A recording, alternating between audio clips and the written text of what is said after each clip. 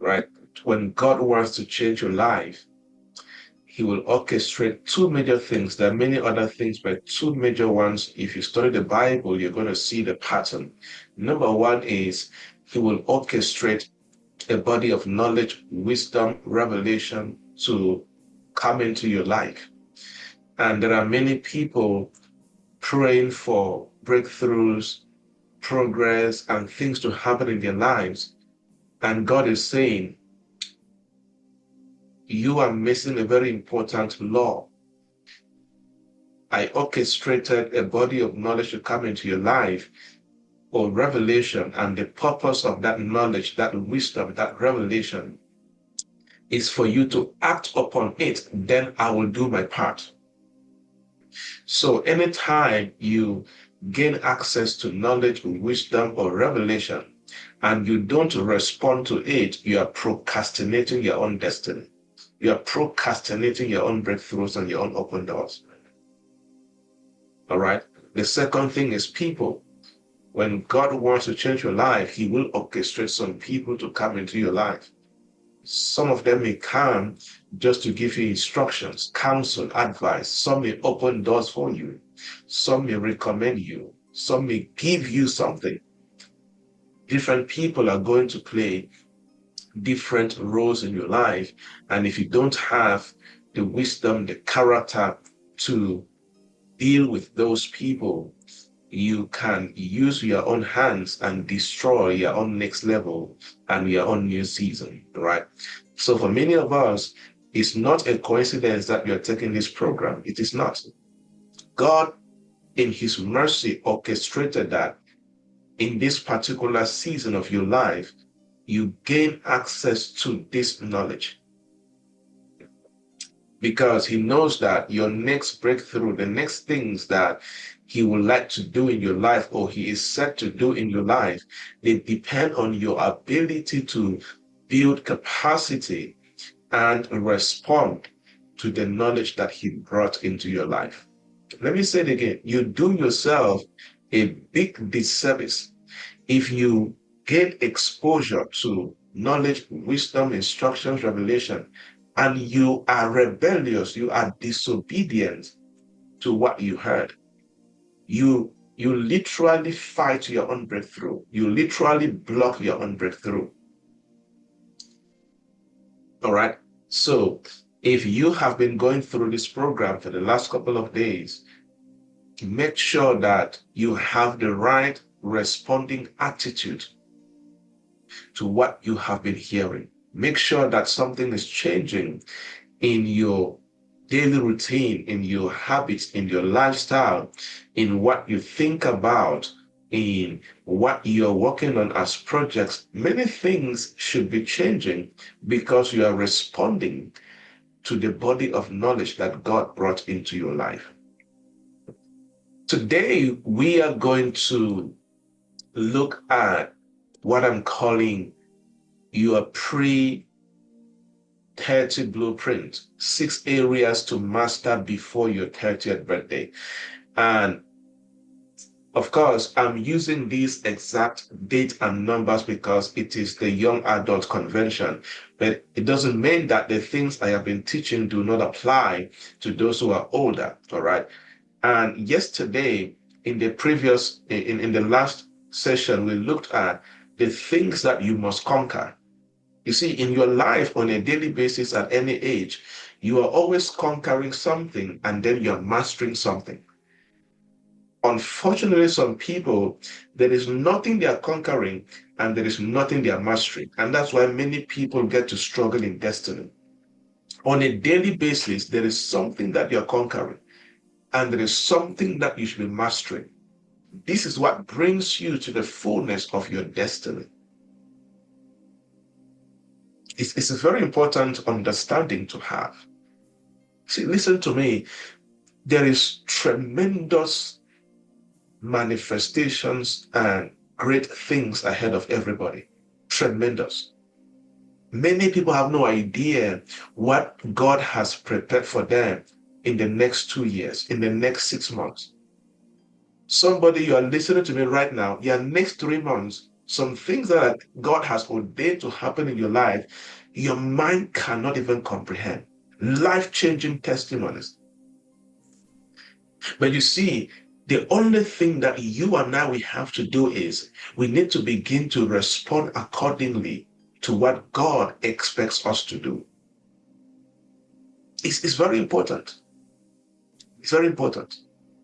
Sometimes it is just as basic as paying the price to conquer the distraction of too much social media or movies, and you begin to pay the price to master a particular skill or read a particular book and gain the insight from it. As basic as that. And your next 3 months can change forever. All right. So, and that's why this particular convention is also an encouragement. It's also to challenge you. It's also to assure you that your life has so much beauty ahead of you. And you have to believe that. It doesn't matter your current challenges.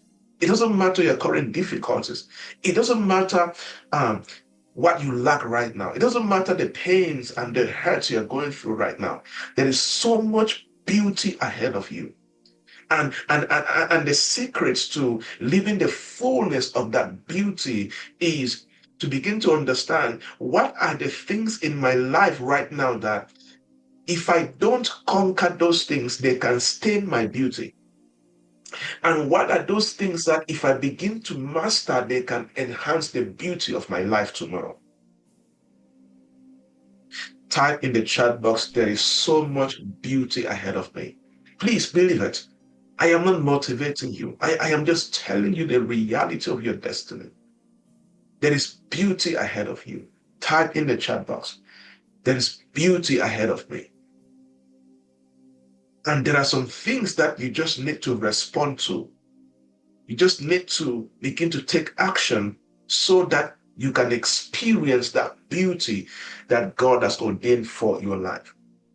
So today, this particular thing of mastery is something I've been writing about for a couple of years. I have about 20 different areas that people need to master in order to, begin to live their great life ahead of them, especially young people. But today I want to focus on 6 because of the limited time that we have. All right. So today I want to talk on the 6 areas to master before your 30th birthday, or even if you're here and you're above 30, before your 50th birthday, before your 70th birthday, before your 40th birthday.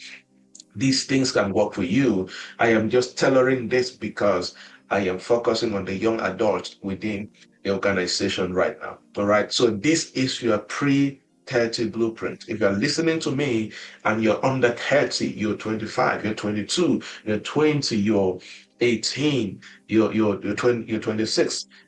If you want to make sure that as you're clocking 30, see, 30 is a very significant age, both spiritually and even professionally, right? And it is very important to begin to lay the groundwork and begin to get some things right. I did not say perfect because in the process you're going to make mistakes, but those mistakes should not define you. You should tap into them and rewire your life, reorder your life, and get on the right path of life. Many times I have a lot of young people that reach out to me on WhatsApp and sometimes on events like this, and we just have to chit chat. And one time I was talking to a young guy, and I said, your 20s are not waiting rooms. Now, why was I using waiting rooms, right? When you travel in good bus stations and train stations and, airports and so on, there are always waiting rooms, waiting lounges. And if you go to some well-structured offices, you're going to see waiting rooms and so on. And even though there are waiting rooms, there are other rooms that things are happening. There are other rooms that something great is going on and you're just waiting, right? And unfortunately, many young people treat their 20s as their waiting rooms. But your 20s are not supposed to be your waiting rooms. Your 20s are supposed to be your preparation grounds, your preparation battlegrounds, right? Because one of the most important decades of your life is between 20 and 30 years old, because that is the decade that you can use, and you also gain extra benefit if you are raised by good parents. So you build on the foundation they laid, right? But there are people that their parents laid good foundation, and because of what they did between their 20s and 30s, they literally destroyed that foundation. And there are some people that their parents laid good foundation and they built upon that foundation and changed their lives forever. But what am I saying? Before your 30s, you are building foundations that will carry you for decades, good or bad. Before you clock 30, right, as a young adult, you are building foundations that will carry you for decades. So either the foundation was a good one or a bad one, it will affect your 30 to 40 and even your 40 to 50, right? And most regret at 40 started as a result of what went wrong in their early 20s, mid 20s, or even late 20s, right? And for some people, it is as basic as most of their regrets at 40s started as a result of laziness in their 20s, as simple as that. And that's why, as a young adult, you must pay the price to design your life before the society design your life for you. Let me tell you, here's one thing I've observed.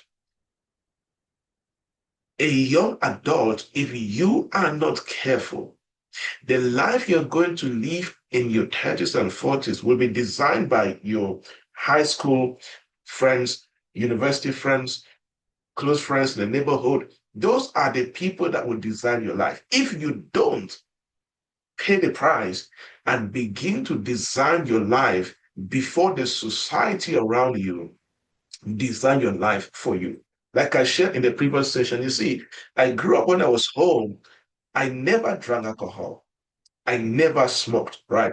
I never did many things that, let's say, towards the end of high school, because I left where I was raised and I went to another town in Bamenda, right, to study high school. But at the end of high school, after I graduated, I was surrounded by guys who were drinking alcohol, they were smoking, they were doing womanizing, they were doing clubbing and all of that.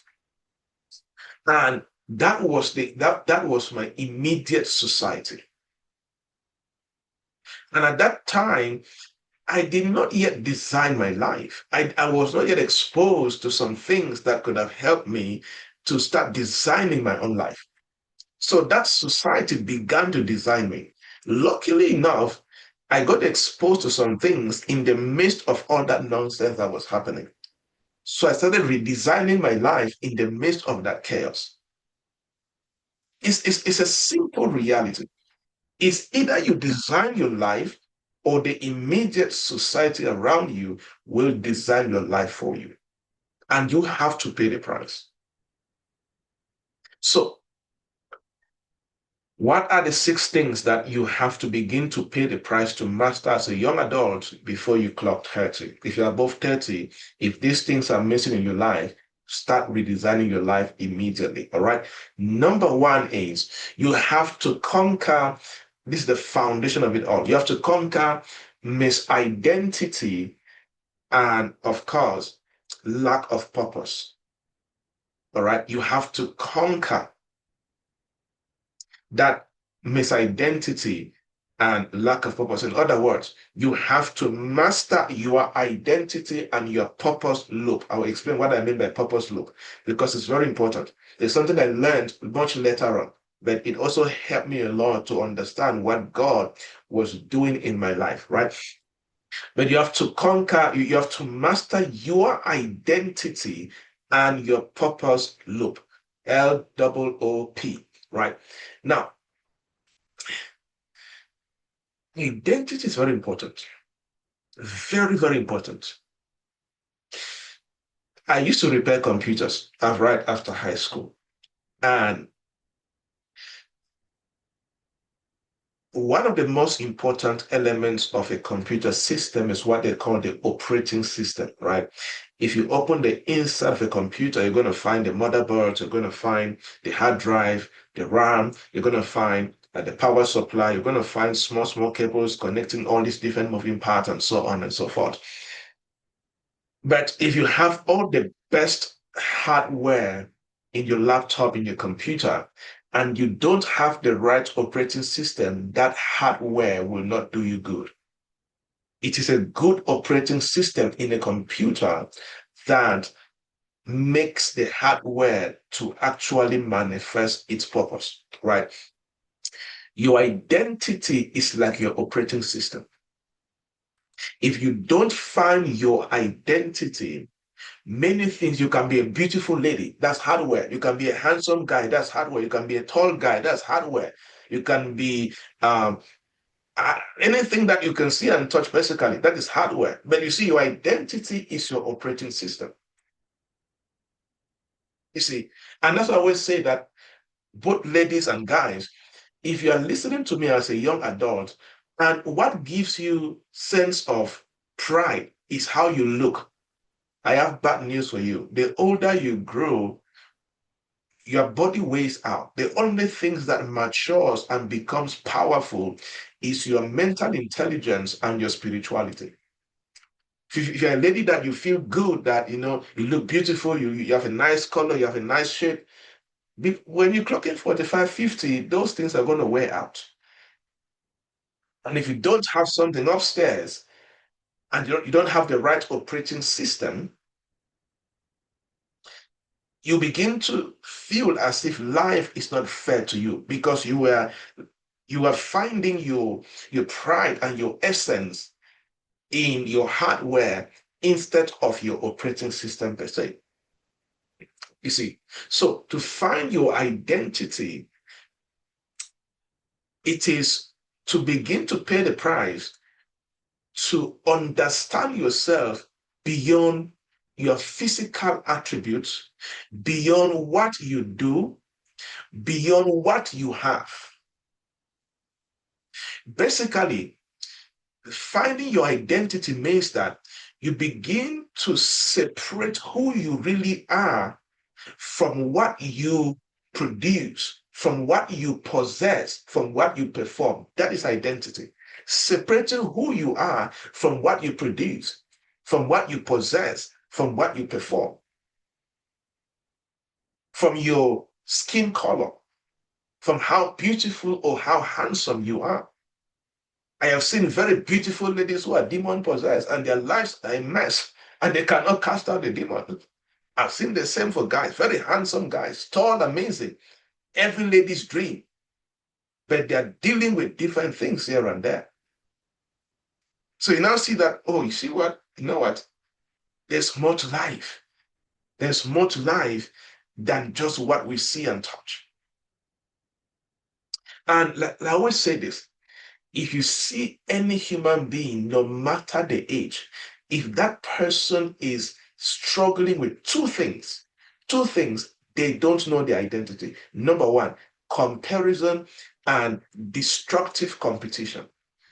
Comparison and destructive competition, the kind of comparison and competition that can push somebody to get into hatred, bitterness, and even witchcraft.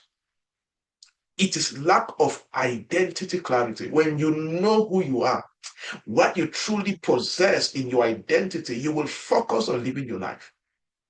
There's so much you can do that you will have no time to begin to compare yourself to another human being or even try to compete. You just focus on living the fullness of your identity and purpose. Your identity is your operating system, and you have to master thyself. Know thyself. As a young adult, you have to pay the price to do this. I'm going to show you. It's very easy. You just need to pay the price to do that. And guess what?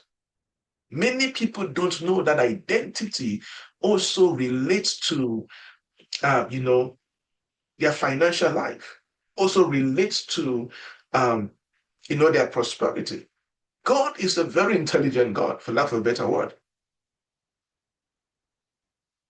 There are many people struggling with, let's say, finance and prosperity because they have not found who they truly are and what they are supposed to do in this life. You see, if I talk to many of you right now and I ask you to introduce yourself, you see, many people introduce themselves by their occupation. Nothing wrong with that, right? It's in many cases, that is what you should say to other people. But when it comes to you, don't introduce yourself to yourself by your occupation. I'm a lawyer. I am a doctor.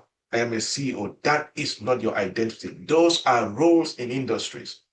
And guess what? Those roles can change. You can be a CEO today, tomorrow they sack you. If the job disappears, you don't disappear. You see, being a lawyer, being a doctor, being a CEO, being a pastor does not define your essence. There's something more. And your identity is the core pattern of who you are. That's the secret of your identity. What is the pattern of who you are? The secret to finding your identity is to find answers to these questions. That is the secret to finding your identity. Find answers to these questions. Number one, what principles guide you as a person? What principles guide you as a person? Begin to find answers. Okay, what are the principles that are going to guide me as a young lady, as a young guy, as a husband, as a father, as an employee, as an entrepreneur? Find principles that should guide you. Because these are going to come out from who you are inside of you and who God says you are. And as a Christian community, you know that these principles are rooted in the scriptures. The second question to answer to forming your identity: what values will you not trade? What are values that you will not trade for anything? No amount of money. There are some values that you need to carry as a person.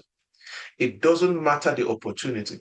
It doesn't matter the amount of money. There are some values that you need to carry that you will not trade for anything. Begin to form your identity from there. Next is, what kind of person am I becoming? Or what kind of person do I want to become? You see, one thing that I did years ago, even before I ever, made my mind to marry my wife, was I started writing the kind of husband and the kind of father I want to be. Started looking at, okay, what are the key areas in life that if I become better in those key areas, it's going to make me a better person? I started documenting them.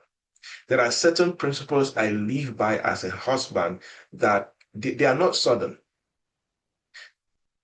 Those principles, I wrote them down and I live by them because of the kind of person I decided I was going to be as a husband to the woman I was going to marry. You see that? The next question to answer is, what mission, and that's just about your purpose, what mission shapes your decisions?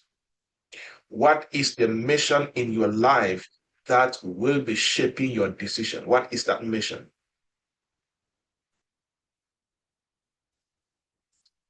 There was sometimes, I think 2015 or 16, my guys that we grew up together, we used to go out, hang out together. They were inviting me to go to go drink. So there was something was happening, and they said, no, we want to go and celebrate this by. So they went to the regular spot where we usually go and just hang out and drink. And my reply was, due to what I carry on my head as my calling, I can no longer do that. The guy was like, you have come again, right? You see, when you discover purpose, when you have a mission in life, it will shape your decisions at all times. And that forms your identity. If you begin to find answers to these questions and pay the price to live according to what you find, you are forming that internal architecture, which is your identity. So as a young adult, don't be tempted to define yourself by worth, no, by what you have, because you're seeing somebody you admire and you see what they have and you want to have what they have, and that is your identity per se. No. Finding your identity beyond what you do means that you become a person whose worth, whose direction, whose confidence in life are not dependent on performance. No, are not dependent on possessions. No, are not dependent on applause and likes and comments you get on Facebook. No, your identity is deeply rooted in values, in convictions, and in purpose. That's why somebody you're in Christ, that conviction is part of your identity in Christ. It's part of your life's identity. So I said, one of the things, the number one thing that you need to master as a young adult is your identity and purpose loop. Now, why am I calling it purpose loop? People talk about purpose discovery, and that is good. That's the first place to start. But I'd like to talk a lot about purpose loop, right? Because if you talk to older people, they're going to tell you that purpose is not discovered once. Purpose is refined as you grow older and as you are acting on the purpose. For example, when I started, speaking years ago in 2011 and 12, I thought that I was a youth speaker. I was not. I was just speaking to young people. But you see, as I kept on doing it, and that's why that's where the law of faithfulness comes in. Until you are faithful in your present location, God will not unfold the next phase of your purpose. There are many people right now, what they're doing, you're not thinking as if that is what you will do for the rest of your life. I guarantee you, there's a chance that if you stay consistent, every 5 years, every 10 years, new things will be unfolding to your real purpose. Right? When I started speaking in churches, youth groups, youth associations, youth conventions, at that time, I was not consulting. I was not doing corporate training. I was not teaching the Bible. Right? There are many things I'm doing today that I was not doing when I started, but I knew that I was living my purpose already. I did not know that I was ever going to travel nations at all. It was never part of, I thought that I was going to be a youth leader in my community. Right? But I began to understand that, wait a minute, purpose is not discovered at once. So that's why I call it purpose loop, not just purpose discovery. You need to begin to master that as you grow older, as you stay committed, as you stay faithful, as you stay diligent, as you keep on doing your best, even when things don't look like there's breakthrough, but you stay committed, as you follow the law of faithfulness, God is going to begin to unfold more of your purpose to you. I'm taking longer on this point, but it's important, right? But let me end with this. Your purpose is refined with five through 5 things. Your purpose is refined through 5 things. Number one is problems. The more you face problems in life, through those problems, as you try to solve them, you will be exposed to bigger versions of your purpose. I guarantee you, all of us right now, what we're doing right now is not the completeness of our purpose. No, there is more ahead of us. The second thing that refines and exposes your purpose is increased capacity, skill acquisition. The more you acquire skills, the more you read more books, the more you attend programs like this, the more you go back to school, the more you increase capacity, God begins to unfold more to you because you now have the capacity to take what he has for you. I always share this testimony. I knew that I had plans to go back to school, but not when I went back to school, right? So in 2017, God spoke to me clearly and instructed me to go back to school and do my MBA and my doctorate degree. I knew I had planned someday in my life to go back to school, but it was not that particular year. But in the place of prayer during my morning devotion, I heard clearly, go back to school, do MBA and do a doctorate degree. And guess what? The moment I got my MBA, some doors opened to me that I never knew I could work with those people. Right? Doors like from the African Development Bank, big organizations, big ministries and so on.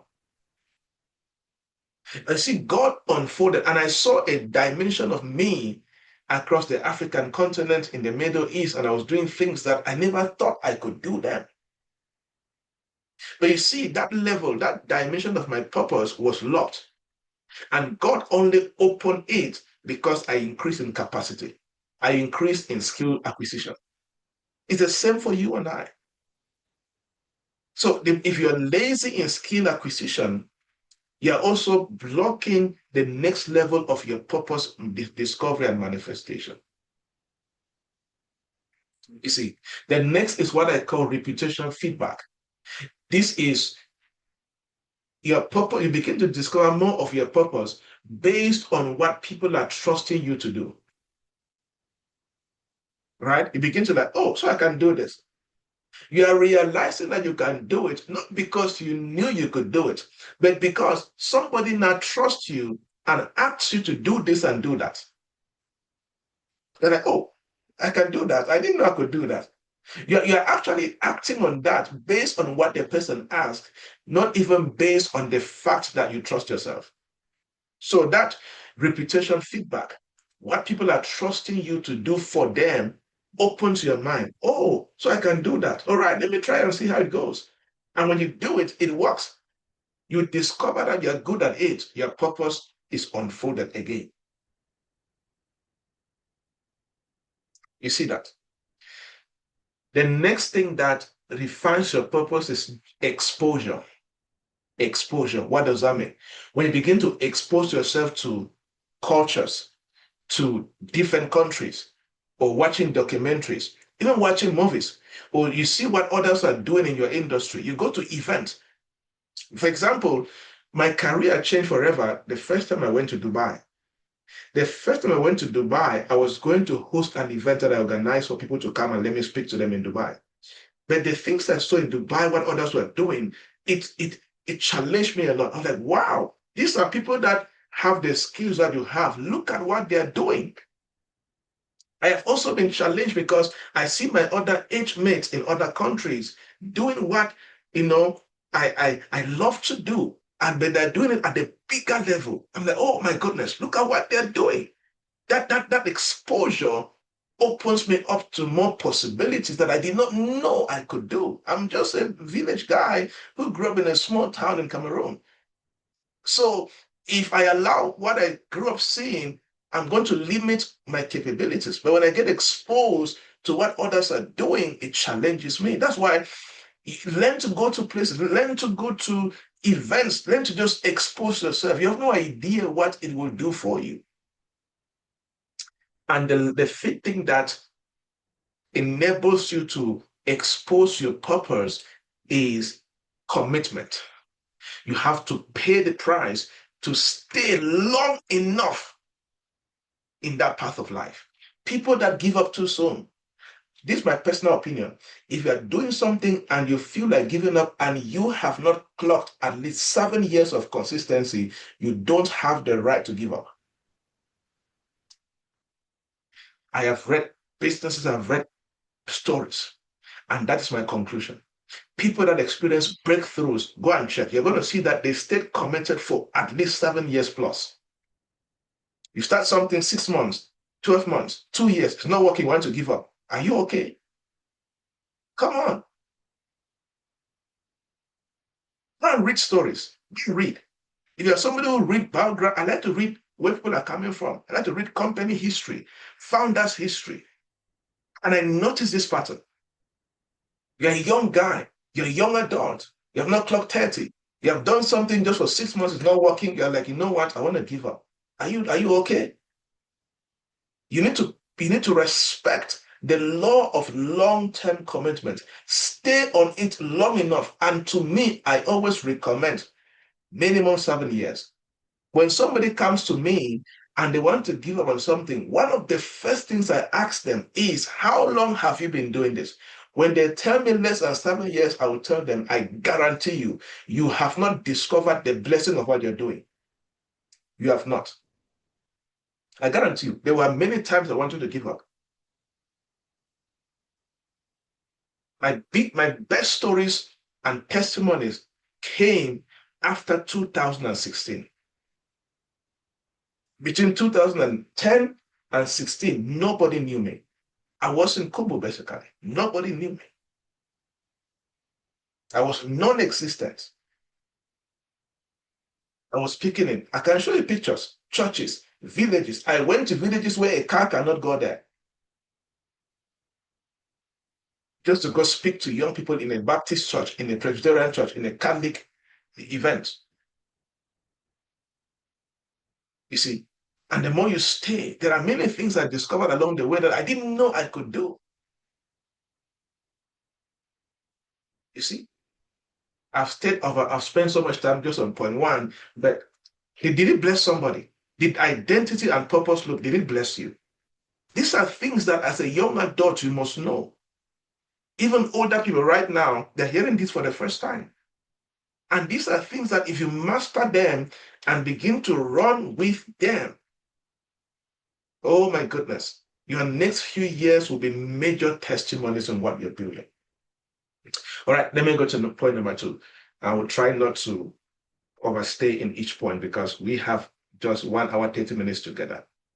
And more than half is gone. All right. So the second thing to master, remember, I am teaching on the topic, your pre-30 blueprint, 6 areas to master before your 30th birthday. I'm telling you, I wish somebody before I am in my early 30s, right? So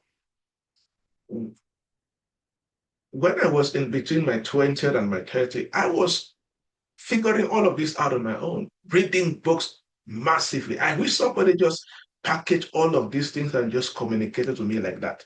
I think I'll be better than what I am today, right? That's why they always say that's why mentorship is good, because a mentor can take 10 years experience and counsel you in 1 hour, and you do step by step and achieve results in 1 year what your mentor took 10 years to achieve. Why? Because you are not beating around the bush. You are not figuring out on your own. You are executing a validated blueprint. Will you make your own mistakes? Of course. But your mistakes are going to be less costly and less time consuming. And that is a blessing for your destiny. All right. Number 2. What is the second area? I strongly recommend that as a young adult, you need to begin to pay the price to master before your 30th birthday. Industry focus. Potential industries focus. Potential industries focus. Like I was saying, you don't build career on thin air. every career is found within an industry. Doctors and nurses, healthcare industry. Teachers and school owners, education industry. Pastors and ministers, religion, and all of that. Technology guys and engineers, coders, technology, those who own farms and own machines that process farming, agriculture, right? So in your early 20s, as a young adult, one of the most important things that you need to begin to explore and ask questions about is, what are the potential industries that I am going to build my career or my business around? And let me say this quickly. You see, let's say when my mother was 20 years old, it was possible that if she was only a teacher, right? My mother was a nurse. If she was only a nurse or a teacher, right? If she stayed only a teacher for 50 years or a nurse for 50 years, she would still be okay per se. But you cannot make that mistake right now. We are now in a generation, we are now in an age where you need to practice what I call industry stacking.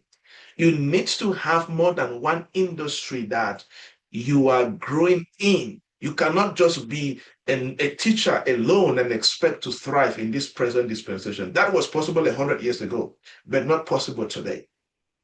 That's why you see teachers today, as they're teaching, either as they're teaching on site in a classroom, they have an online school that they're running. They're doing online teaching. So they're merging teaching and, of course, digital technology per se. You see a nurse today, and she's a nurse, and at the same time, she is running a baby shop or a modern baby shop, and she's balancing her nursing experience and provide the right, pregnancy materials or new baby born materials for new babies, right? So that is where the world is right now, and that's where the world is going to. And we are in the era of stacking industries. Now, but listen to me. I'm not saying that you should be a generalist. There's a place to be a generalist, but here's what I am seeing that is working, because I like to study industries and and what is happening now and what will happen. So here's what is happening right now.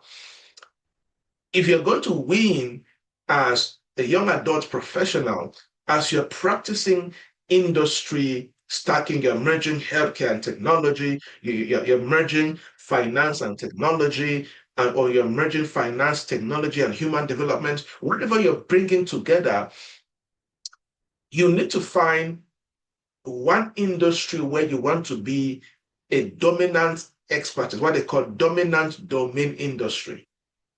So you have your primary industry, then you can have what you can call two leverage industries. For example, primarily your industry is healthcare. You want to study and be a doctor, that is good. Primarily, that is your dominant industry. Now, adding to that dominant industry, you can find two leverage industries, which is, you know what, I'm going to add robotics, technology, robotics into it. Or you say, you know what, I am going to add policy. Apart from being a doctor, I want to be a policy expert in healthcare, where I can write policy that I present to senators and parliamentarians.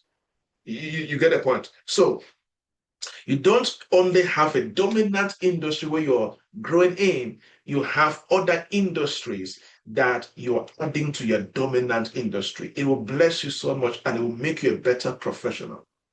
All right. So your dominant industry is you identify, this is where I want to be a top tier. And let me say this, in your early 20s, you can have passion for something different. In your late 20s, you will begin to notice that, wait, my dominant industry is not healthcare. My dominant industry is technology. You can switch the two. I have friends like that, right? In the university, they thought that, you know what, my dominant industry was accounting.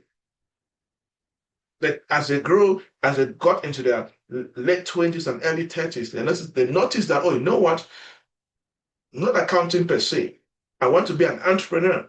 But that accounting is helping them in being entrepreneurs or building solutions for businesses, as you may put it. All right. So But one part that you have to start mastering as a young adult is potential industries you're supposed to focus on. Don't leave it to chance.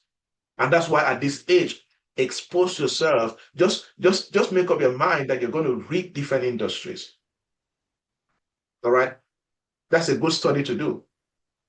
Just begin to study. Just spend time. Just expose yourself. Okay. What about the healthcare industry? What about technology? What about education? What about agriculture? What about fashion? Just read. Just study. Just expose yourself to them. It's going to help you so much to know exactly where to start building. All right. And let me say this. If you're going to build a good reputation in any industry, you must make sure that in any industry you have decided to build a career in, please don't be a consumer. Don't be just an employee, right? Be somebody who is a producer, be a creator, be a high-level executor in that industry. All right. And a few things I want to recommend greatly. If you have picked an industry, a few things that you need to pay the price to begin to understand in that industry. Number one, I already said it. Number one, make up your mind. I'm going to be a contributor. I'm going to be a producer. I'm going to be somebody who is a player in this industry, not a consumer, not a passerby. All right. Number two, study that industry and begin to find out what are the high level skills that if I acquire in this industry, I'm going to be a voice. Every industry has those levels of skills. What are the high level skills that if I become good at as far as these skills are concerned, I will be a voice in this industry? All right.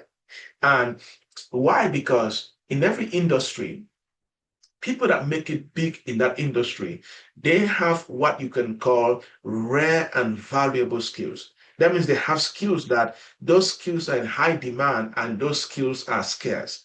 That's why I always recommend that if you're in an industry, please don't study what is easy. Find what others are running from and study it.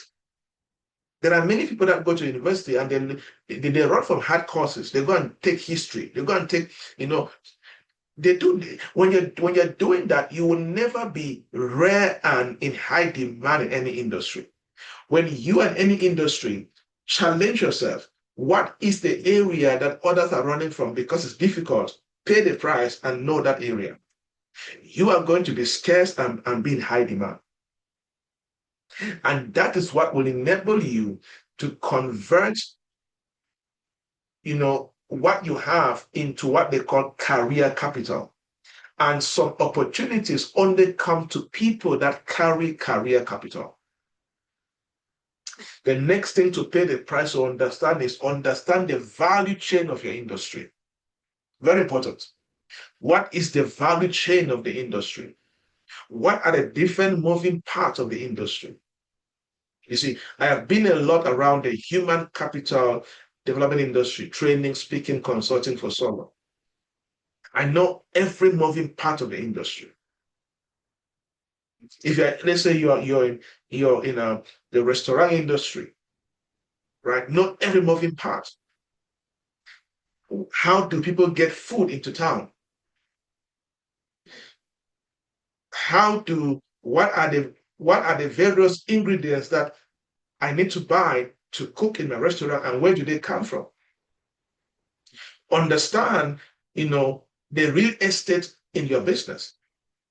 How do how much does it cost to own the land and build a restaurant like this in where you run the restaurant? So every moving part of the value chain you need to begin to understand in your industry. Just study it, just research, ask questions. The next is study the supply, the demand and supply of that industry. I always say that when you're studying an industry, study the industry like a king. Don't study like a student. Study the industry like an owner. Don't study like a consumer. If you're in an industry, you need to know who controls demand, who controls supply, which institution is regulating what in this industry. You are studying it like a king, like an owner, not a consumer, not a student. It's going to help you. All right. So master potential industries focus. It's going to help you a lot as a young adult. If this is blessing you, can you type number 3 in the chat box? Are you being blessed? This is a teaching you cannot sit on once, because I'm going to say many things that you need to sit on again and try to understand. All right? Because this is years of studying and research and just trying to learn also as a person. All right? But I guarantee you, these things are very important for your rising. If you don't treat them as serious, they're not going to help you. All right? All right, number 3. What is the third thing that I strongly suggest that you should know or begin to pay the price to master as a young adult in this organization, in this community? Begin to pay the price to know how to build strong relationships with people of influence. Very important. Begin to master how to build strong relationships with people of influence. Let me tell you, many of us were raised in backgrounds and families that they train us to run away from people that are doing well in life, from wealthy, rich people, politicians, influential people. It is bad advice and a bad stronghold. It will hinder your destiny in ways you cannot imagine. If you're going to rise, you need to know how to build strong relationships with people of influence in your industry, in your community, in your nation, anywhere you find yourself. How can you begin to build that relationship with the people of influence where you find yourself? And one thing that many people get wrong about relationships, especially young people, is that they try to be liked. If you want a person of influence to like you, that's a very bad way to network. Stop trying for people to like you. They're not your mother. They're not your father. The best way is be valuable to them.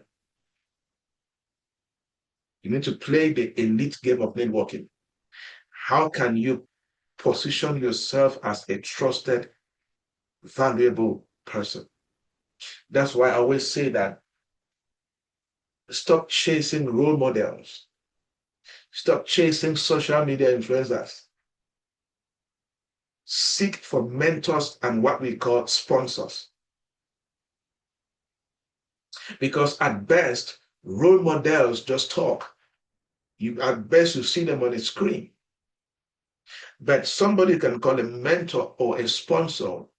This is somebody that you know them and they know you. And because of what they know about you, they can mention your name in certain rooms. Role models will hardly do that. But a mentor and a sponsor, because of who you have positioned yourself to be before them, they can do that for you. And you have to learn how to build the relationships with these people.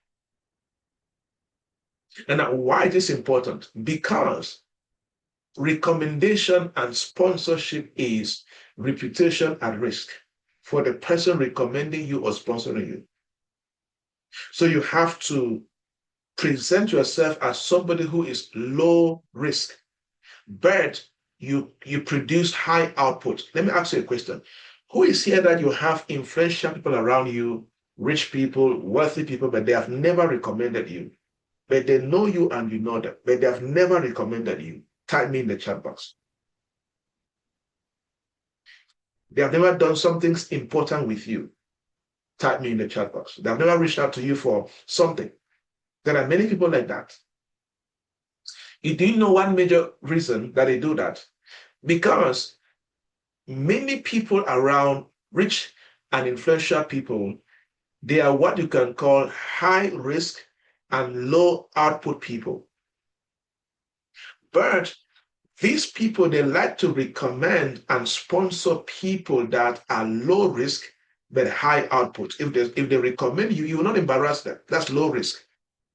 But you're going to produce high output because of the value that you bring to the table. That is one way to build strong relationships with people of influence. One other way that works so well is learn how to gift significant gift. I did not say money gift, significant gift. There's an influential person in my network that there was a time that all I did was I saw this platform online that they design tailor-made journals where they can put your picture in front of a journal, they write your name, and they use the first letter of your name, and they create meanings for each letter. And I ordered for that journal, paid for it. I don't think it was more than $50 per se, right? And I ordered, paid for it. It was shipped to her, and she was super excited. That is an example of a significant gift. You just need to be creative, right? And why am I saying this? I said earlier on that if you're going to build relationships with people of influence, people in authority and power, please don't try to be liked, because many people come into them, they want them to like them, and they want to consume, they want to beg. Position yourself as a trusted helper, as a trusted value creator. Be the first to give. Let me tell you, it's a secret. It doesn't matter how rich they are, how powerful they are. Be the first to give. Like I was talking to my mentees one time, and I said, look, when you are around influential people, please, please, please, please, please, please, stop trying to become their fan. That's what many people are doing. You want to become their fan, as if they're a footballer, they're a musician. No, stop trying to become their fan. Become a value creator. Become a helper. Why? Because if you study how wealthy and influential people think, they respond to people that reduce their load. They respond to people that can enhance the opportunities that come into their lives. They respond to people that can protect their reputation. They respond to people that give value in one way or the other. But if you're the kind of person that you just hang around them and you take pictures and selfies, you're a fan. And trust me, they will never respond to you. They will never respond to you. So begin to train yourself as a young adult to build strong relationships with people of influence, in authority, in power, and so on. And let me tell you, some of them are going to ignore you, which is okay. Go to the next person, which is totally fine. Life happens. Even they that are ignoring you, there are some people that they want to meet that are ignoring them also. It's life.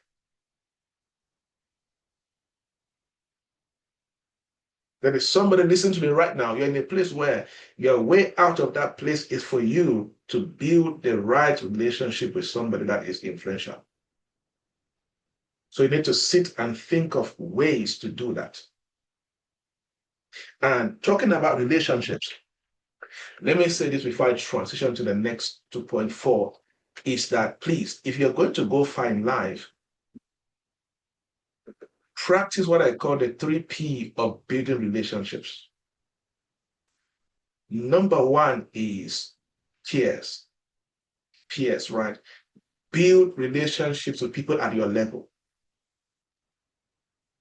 Peers. Number two, proteges, right? Proteges. That means begin to build relationships with people that are coming below you, people that want to be like you, per se. Everybody's like that. Doesn't matter at what level you are. And the best way to do this is develop them, invest in them. All right. Then number three, patrons. People that are ahead of you. These are people that I was talking about, the influential people in authority, in power, wealthy. thought leaders. These are people that can open doors for you.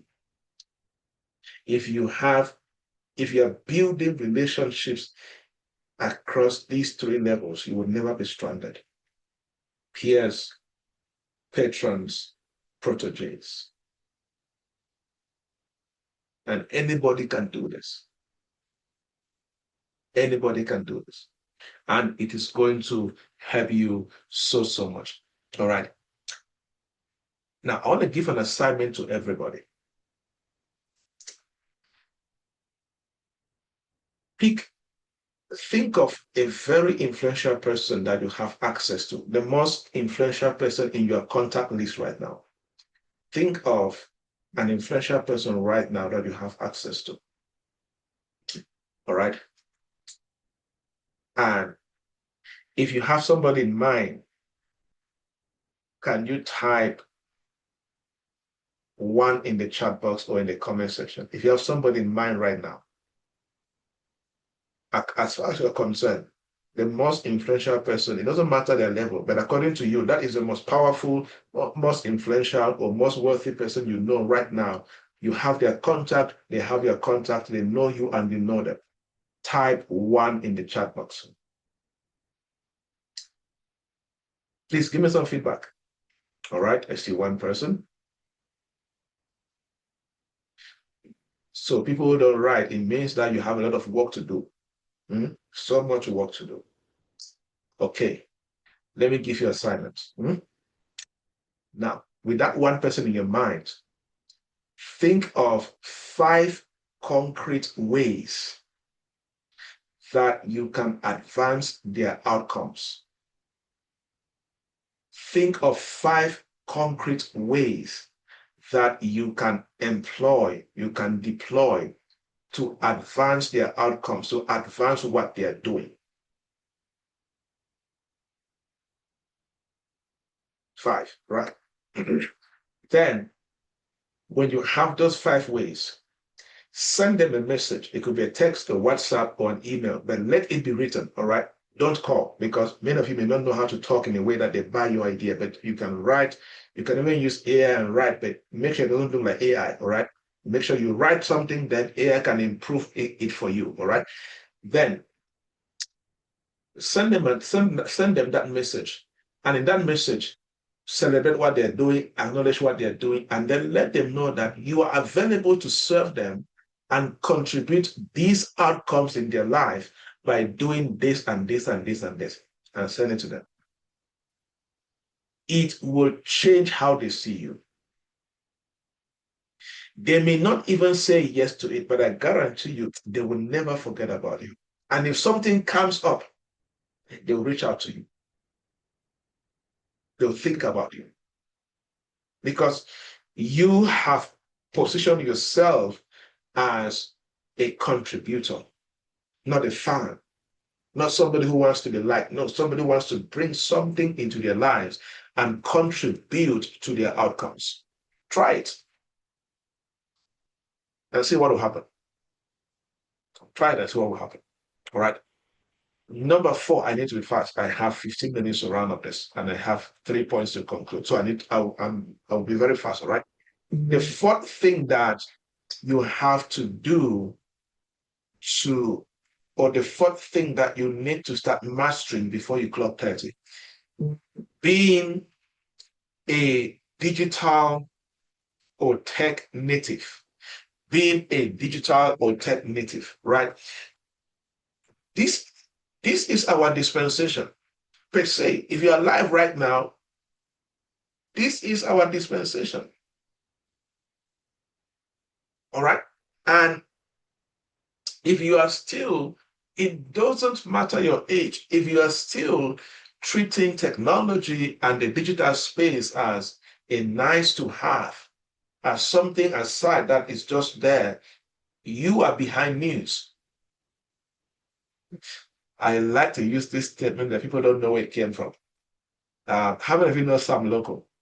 I think the movie was Police Recruit. I used to love his movies a lot, right? When I watch Nigerian movies, I watch only comedy movies. So Sam Loco was telling somebody something and the person did not know what some local was saying, and some local responded by saying, "You are behind news." This was like high school. So since then, I have always loved to use that particular saying, right? So if he's of late now, but he was such a great actor. So what am I saying? If you're listening to me and if technology and the digital space is not an integral part of anything you are doing in terms of career, purpose, mission, projects, non-profit, I don't care what you're doing. If technology is not the center, the bottom, the center, the top, the side of it, you are behind news. And there are two major people right now. There are people who consume technology only, and there are people that produce technology. And people produce technology, I classify them under two: those who actually create the technology and those who use the technology to produce things. Many people are still consumers. For example, we're using Zoom right now, right? And I did not create Zoom, but I'm using Zoom to produce something for you. Many people just consume Zoom per se, right? So we're in an age where knowing about apps is not cool. I know this app, I know this app, I know this app. And so what? What are you doing with the app? What are you creating with the app? Do you know how to use the various platforms to create something? Or can you even create your own platform if you're a tech guy? You see, so you must learn how to begin to use technology around you to create or to produce, to automate work.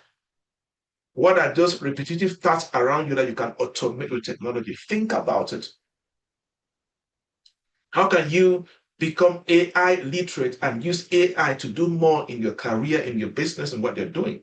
How can you interpret data with different platforms? How can you use the various platforms and create content at scale? How can you do that? You see, it's very important.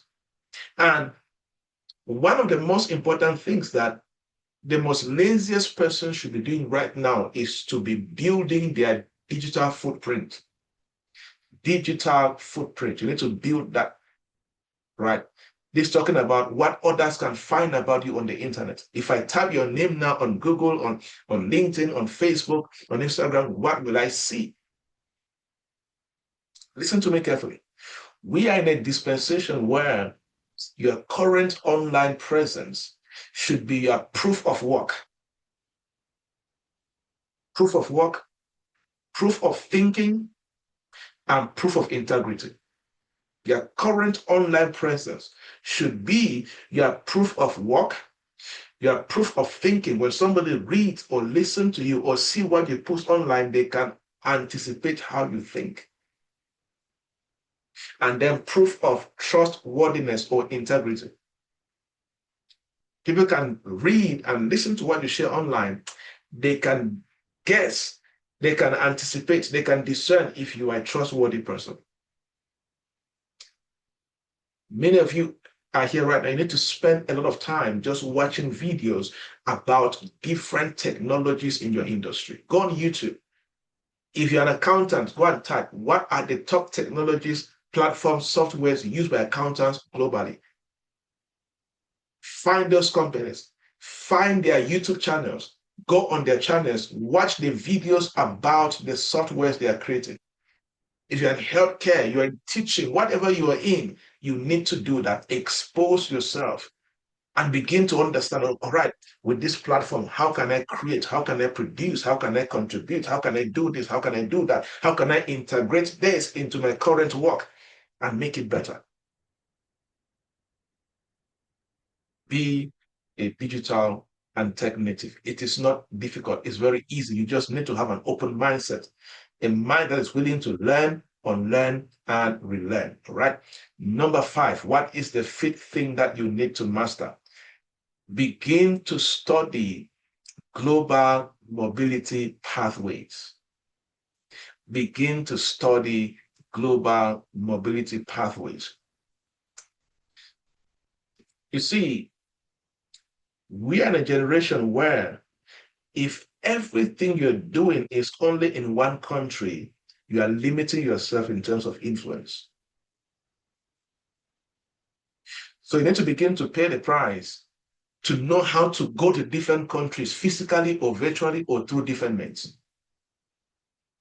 You see, this one thing that helped me a lot at the beginning. See, people always wonder, people know Congo, right?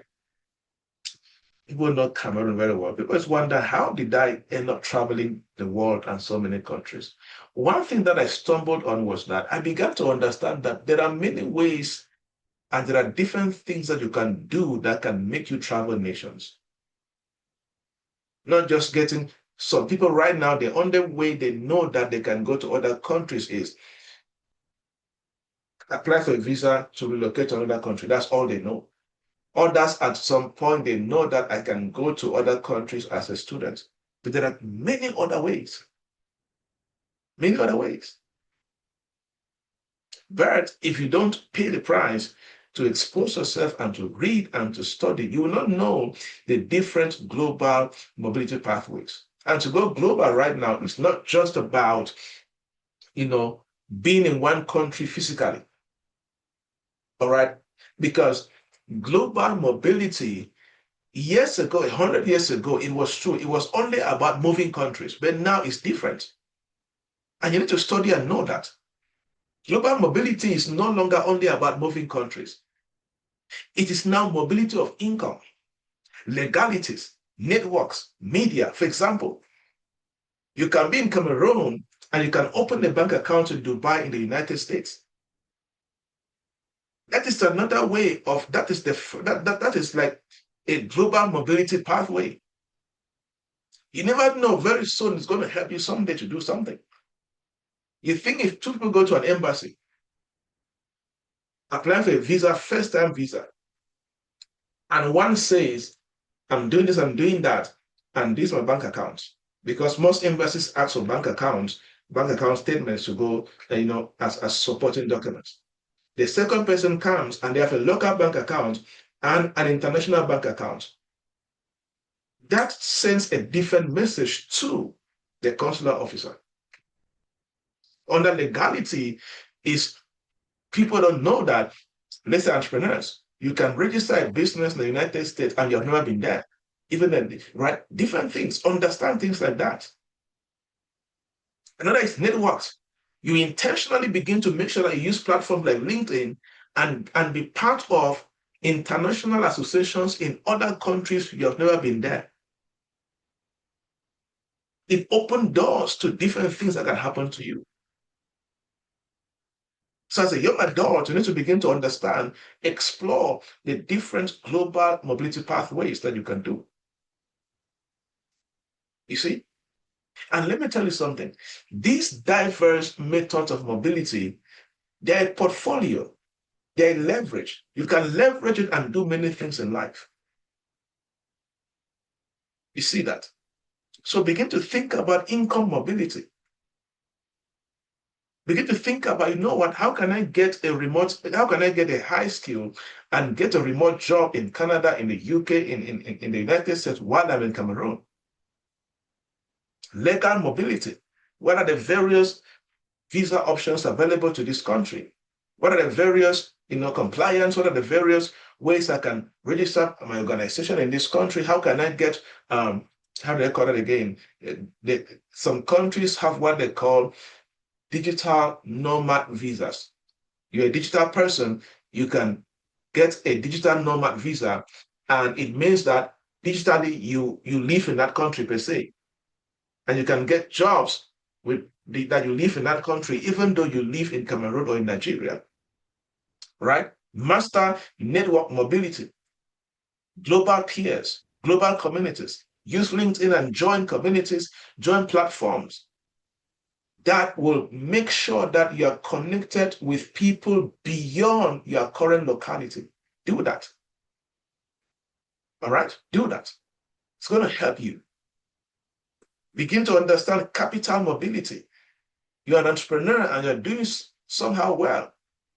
Maybe you're at a level where 1 million francs You can comfortably get £1,000,000 out of your life and save in another country. You know what? Create a bank account in another country. Just start from there. That's capital mobility. Get proper advice. You can buy stock in another country. It's possible. You just need to learn these things. And let me say this one thing about mobility. It's a mindset thing, which is if you want to if you have this mindset that you want to go to another country because you want to escape suffering from another country to another country, nothing wrong with that, but that's a small way of thinking. Please use mobility as a multiplier. It will change your life forever.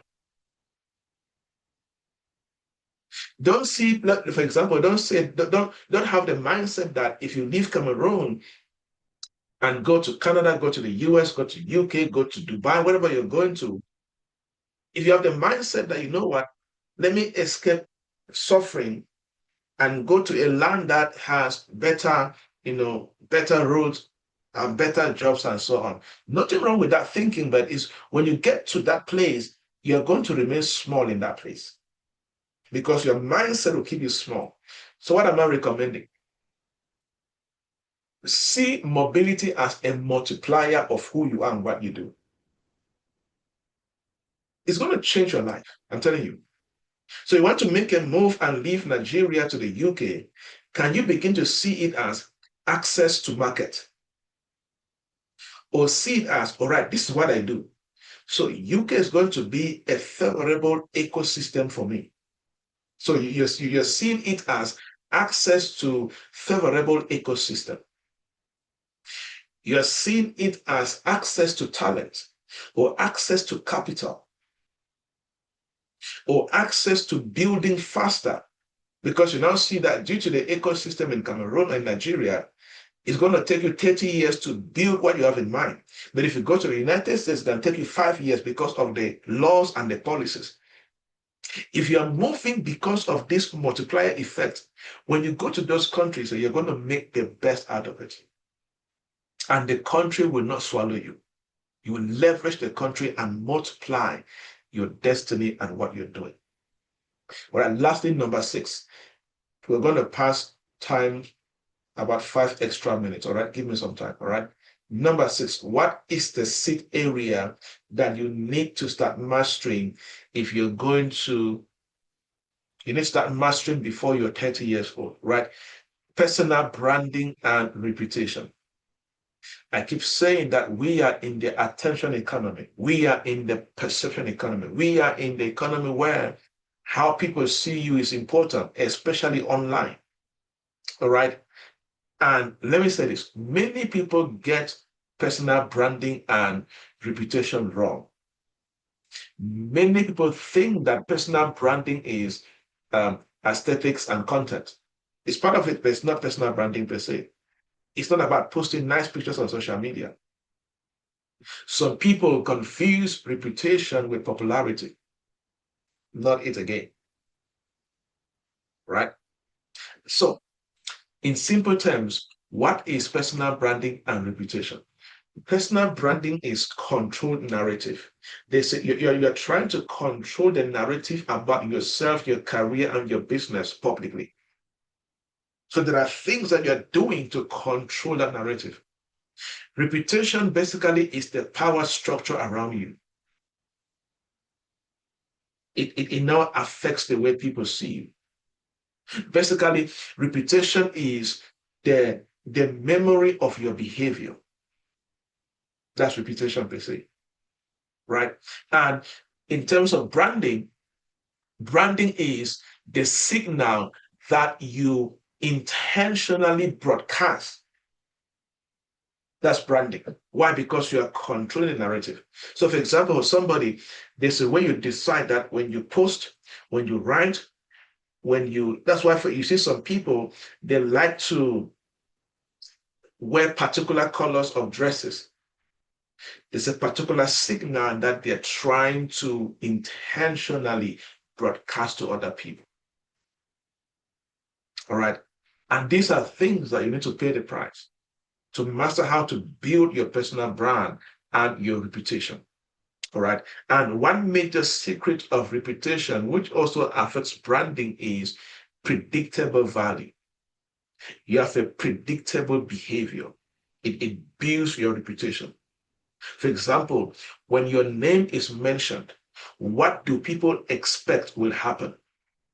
When your name is mentioned, what do people expect will happen? That is reputation. And guess what? That expectation that people constantly have about you determines your level of influence. So the better the expectation, the better the influence. You see that? And on the other hand, branding is you deciding what you want to be known for before the world decides for you. That's what branding helps you to do. Branding helps you to decide what you want to be known for before the world decides for you. So you begin to craft stories, activities, posts, events, I don't know. But the purpose of that is you want to create a particular narrative, and there's a particular way you want people to know you and see you for. And we are in a generation, we are in a dispensation that if you don't begin to shape the narrative, beginning with social media, social media will randomize you. They will just put you in the category like every other person. So the only way to stand out is to shape a new narrative. If not, the society will commonize you. Social media will commonize you. You see? And that's why you need to begin to pay the price to do that. Now, 4 pillars that will contribute a lot to your reputation and your branding as a young adult, if you begin to apply this on today, and then I'm done. Number 1 is competence. Competence. Without competence, branding and reputation is delusional. All right. So before 30, as you're growing older and older, your brand should be built on proof of work.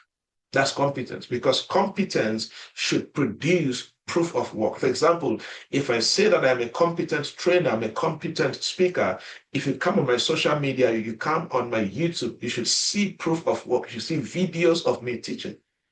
You see events. Proof of work is important. And we are in a generation where many people are seeking attention beyond capacity. Be careful of that. It's going to collapse. All right. If your attention seeking is more than your capacity, it will not last long. Number 2, consistency. And this one is hard. If you are not comfortable at staying long for 7 years, 10 years on something, forget about reputation and branding. I'm telling you. You can go viral in a day, and the next day something else go viral and they forget you. I hope you know that. So going viral doesn't mean that you have a brand. No, it is consistency that builds a brand and reputation, not being viral. Because trust is built through repeated behavior. For somebody to trust you, you must repeatedly practice certain behaviors, and then they trust you. I was reading a document. They were talking about trust and leadership. It was a research. And that research on trust, they were talking about trust formation. And in that research, the researcher or the writer said that when trust formation is consistent, perceived reliability increases. So if the things that you do that makes people to trust you is consistent, they're going to perceive you as a reliable person. And that is a reputation and, of course, brand a good brand name at work. So if over time you deliver on time, you speak with truth, you keep your commitments, you maintain standards, you respect time in when people are expecting you in a meeting and so on. That consistency leads to reputation and trust. And that is what stabilizes you as a person. Number three, the third pillar that should be in your life if you're going to master reputation building and brand building, narrative control. You need to learn how to do things around you, online and offline, that can control the narrative around what you do and your life. All right. So you must begin to define things like, what problem do you solve as an expert? There's a way you communicate in videos and teachings or writings that people know that this is the area of expertise. Create that narrative control. Let people know the problems that you solve. Let people know who you solve the problem for. There's no expert that solves problems for everybody. Who do you solve it for? Narrative control. How do you solve it differently? What is your innovation? Narrative control. What standards do you operate by as an expert? Let people know your standards. Narrative control. Number four, very important. Signal discipline. I'm going to explain. Signal discipline.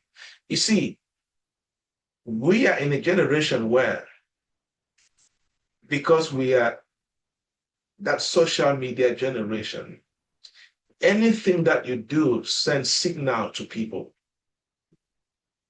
right? So what is signal discipline? It's simple. You need to discipline yourself to make sure that the things that you do online and offline send out the right signal. Because a signal basically is that observable behavior that others can use to begin to study you, to understand your hidden traits or character about you. Listen to me. Every public action of yours sends a signal, either online or offline. Every public action of yours sends a signal about you. So you have to practice signal discipline. Listen to me. See, when you understand this, it will change your life. Young people, listen to me. We need to understand this. Understand this. Listen to me. People cannot see your character. Do you know that? Your character cannot be seen, it cannot be touched. Do you know that? People cannot see and touch your competence. I'm sure you know that. People cannot see and touch how you judge or make decisions. Your character cannot be seen and touched. Your competence cannot be seen. Your judgment, your decision making, your stability, all of these things cannot be seen. So, how do people now perceive your character? How do they see it? How do they see your competence? Simple. You know what they do? They understand these things in your life that cannot be seen and touched from the patterns that they see around you. So somebody cannot see and touch your competence, but you know what they can do? They can go open your Facebook. You know why? Because online behavior equals public data. And if your Facebook is empty and not speaking sense, they're going to say that, oh, this person has nothing to show. There's no competence. They have nothing to show to anybody, so they cannot trust you.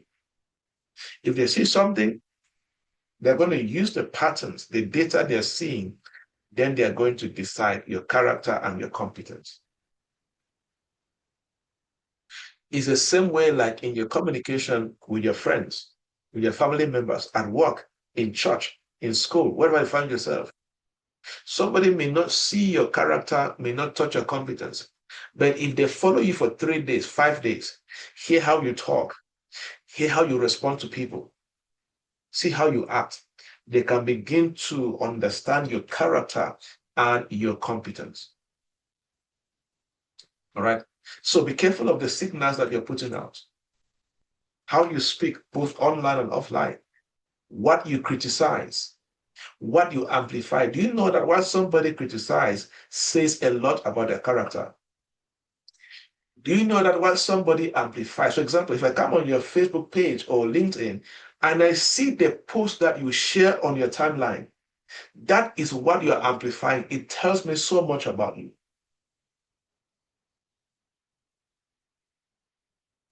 Who you associate with is signal.